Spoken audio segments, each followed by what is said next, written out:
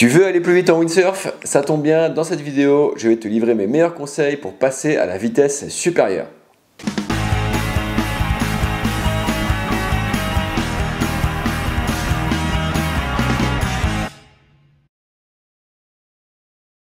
Salut les copains et les copines, bienvenue avec moi sur la Water Sport Zone pour cette nouvelle vidéo de windsurf en partenariat avec North Sails.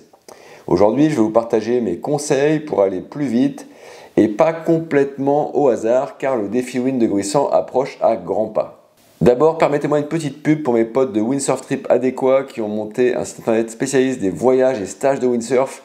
Ils vous dénichent les meilleurs plans locaux pour vos trips dans le monde entier et aussi en France, pourquoi pas. J'aime bien le concept et je vous glisse donc le lien de ce super site ici et puis aussi en description ci-dessous pour vous permettre de le découvrir. Allez, si je reviens au conseil pour aller plus vite, je vais donc vous parler de matos parce que ça part de là, on va pas se mentir.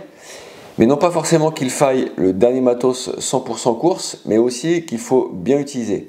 Donc il va y avoir aussi une partie réglage assez importante.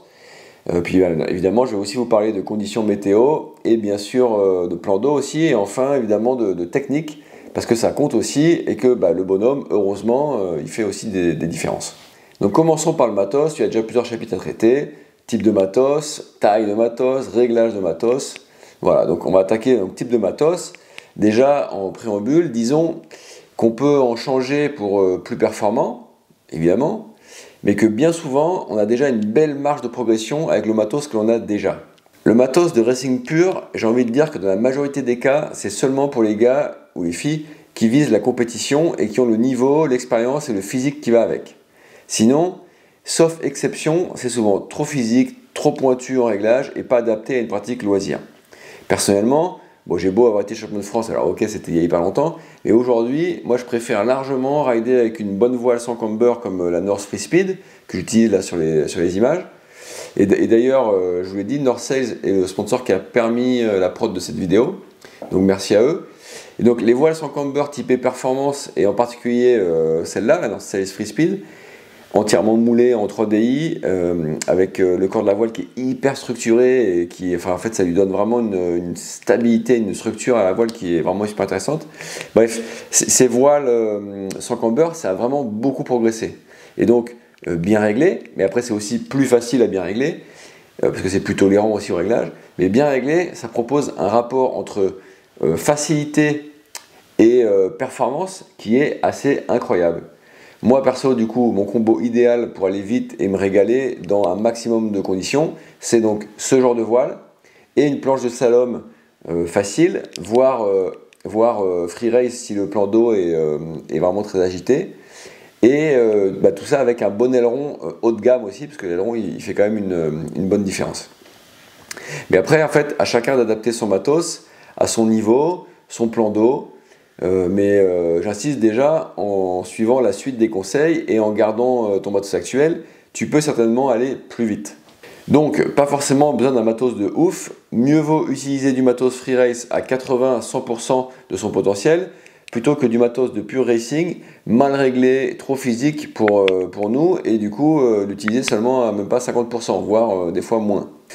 Pour être honnête avec vous, je dois quand même tempérer un peu mon propos, car en fait, plus le plan d'eau est plat et donc facile, plus le matos de racing bien réglé, il fera la différence pour tout le monde, presque quel que soit son niveau physique et technique. Enfin, dans une certaine, il faut quand même un minimum de base quand même au niveau technique. Mais en fait, si c'est par contre le plan d'eau c'est clapot, voire carrément en chantier, là c'est plus la même limonade. Donc, en fonction de la force du vent, sur le même plan d'eau, ça peut aussi varier. Je prends l'exemple du défi Wind de Gruissan qui arrive. En dessous de 30 nœuds, allez, voire peut-être jusqu'à 35, le plan d'eau reste assez plat et c'est plutôt facile d'exploiter du matos de course. Au-dessus, là ça devient chantier avec un clapot court, et puis pour peu qu'on aille un peu au large pendant le parcours du défi, et là ça devient plus compliqué, et souvent là, dans ce cas-là, on ira plus vite sur la durée avec du matos plus confort. Et d'ailleurs, en passant, toujours par rapport au sponsor de cette vidéo, North propose une Free Speed 5.2 qui, à mon avis, doit être une belle tuerie dans la trame baston. Après, dans l'idéal, on va donc quand même chercher du matos orienté performance pour aller vite, et chacun à son niveau, mais j'ai envie d'attirer votre attention sur des éléments super importants. Le mât d'abord, qui doit être à la fois parfaitement adapté à votre voile, et le plus nerveux possible, donc je parle surtout de pourcentage de carbone. Et puis l'autre facteur hyper important, c'est l'aileron. Et en ce qui concerne ce dernier, on va aussi chercher le meilleur rapport glisse-nervosité. Les planches modernes sont globalement quand même assez puissantes et requièrent désormais des ailerons également en carbone bien nerveux qui feront potentiellement une différence importante avec l'aileron de série de votre planche, qui souvent pour des raisons de coût en fait n'est pas forcément super haut de gamme. Déjà même la plupart des planches de racing, il n'y a même pas d'aileron livré avec. Au niveau des réglages, les réglages sont vraiment prépondérants. Quand on cherche à aller vite, il faut rentrer dans une démarche de mise au point, c'est-à-dire ne pas hésiter à tester des petits ajustements, un facteur à la fois, et essayer d'identifier ce que ça change. Donc ne pas hésiter à noter les réglages qui fonctionnent pour pouvoir les reproduire ensuite. L'idée, c'est de faire travailler le matos à notre place autant qu'on peut. Et quand le matos est bien réglé, ça change tout. Et c'est une sensation de fou de sentir que tout est bien aligné et que ça avance tout seul, sans forcer. Donc ça vaut le coup de s'embêter un peu à tester. Et un autre truc que je voudrais rajouter, c'est que souvent, en fait, les gens me disent « Ouais, mais moi, j'ai pas le niveau, donc je ne sentirai pas les différences si je change un réglage. » Mais en fait, c'est presque complètement l'inverse. C'est-à-dire que moins on a le niveau, moins on peut compenser un mauvais réglage. Les mauvais réglages, on ne peut pas forcément toujours les compenser, même quand on est très bon. Mais moins on a le niveau, moins on peut compenser, ça je peux vous le dire. Et en fait, franchement, quand on a un niveau moyen, avec du matos bien réglé, ça fait vraiment une différence qui est vraiment monumentale. Donc, ça vaut le coup de s'embêter un peu à tester pour trouver le bon réglage.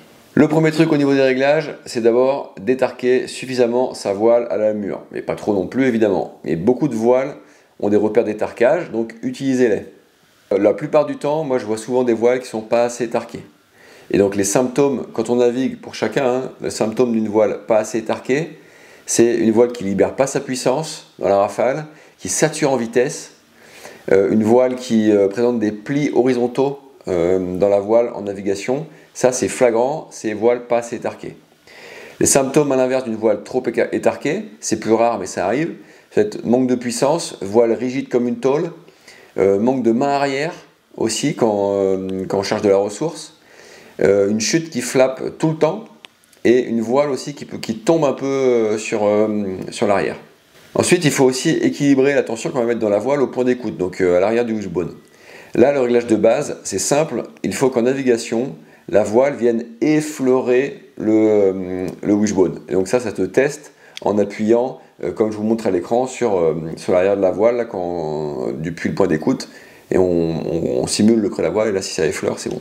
Le second gros réglage, c'est le placement du pied de mât sur la planche. Mais ce placement de pied de mât, il est aussi corrélé à la hauteur de wishbone. Donc ici, la manière dont moi je procède, et ça a ses limites, peut-être que vous avez aussi votre méthode, et n'hésitez pas à la donner en commentaire, mais c'est de partir avec le wish à la hauteur des épaules, et ensuite de jouer sur le pied de mât par essai-erreur, centimètre par centimètre, pas plus que centimètre par centimètre.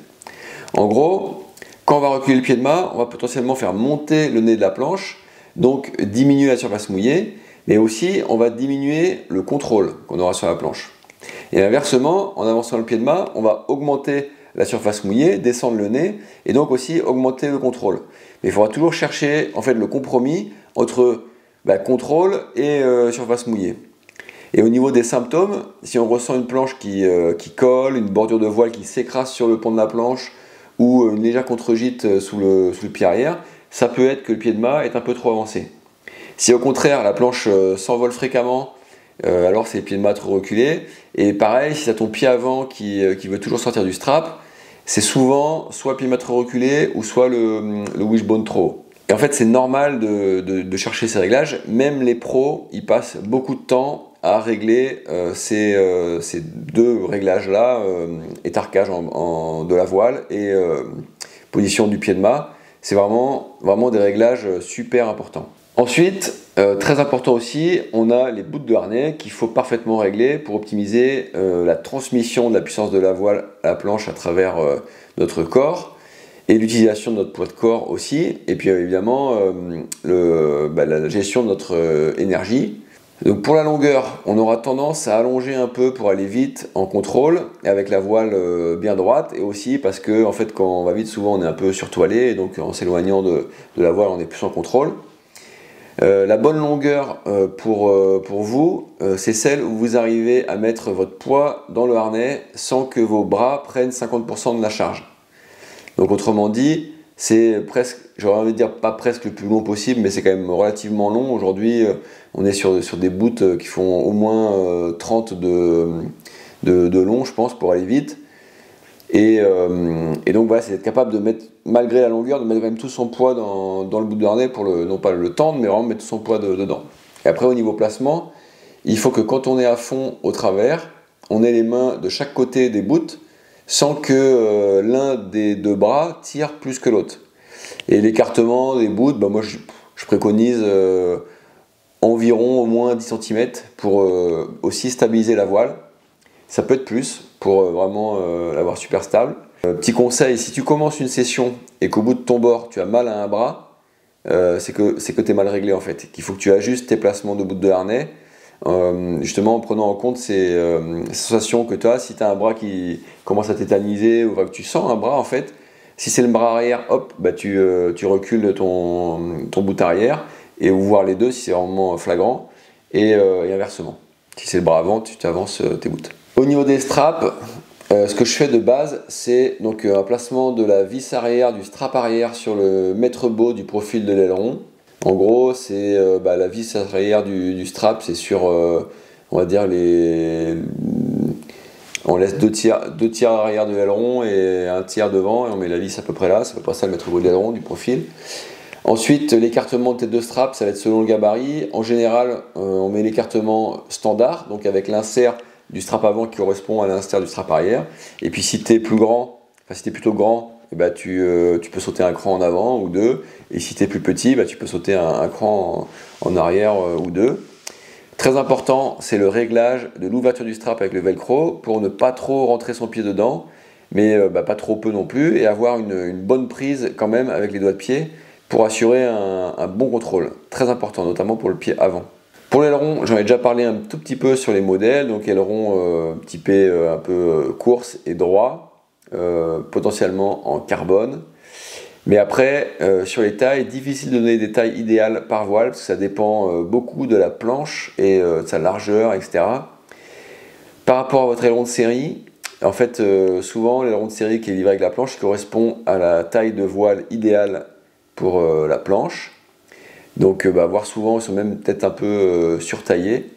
Mais disons que pour faire simple, avec cette planche, vous devez avoir une marge de plus ou moins 2 cm de profondeur d'aileron autour de la taille d'aileron d'origine.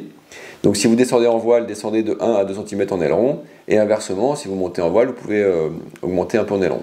Après, si votre objectif c'est le chrono GPS au largue, vous pouvez peut-être aussi opter directement pour l'aileron 1 à 2 cm plus petit, même avec la voile idéale de la planche.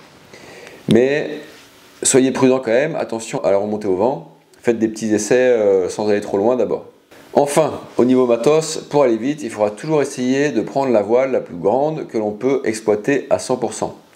Donc, surtoiler, oui, ça permet d'aller vite, c'est naviguer en surpuissance, mais ne pas aller au-delà de ses capacités non plus, parce que quand on n'arrive plus à border, là c'est contre-productif, parce qu'on n'utilise plus le matériel à son meilleur, et donc voilà, on va se fatiguer pour rien.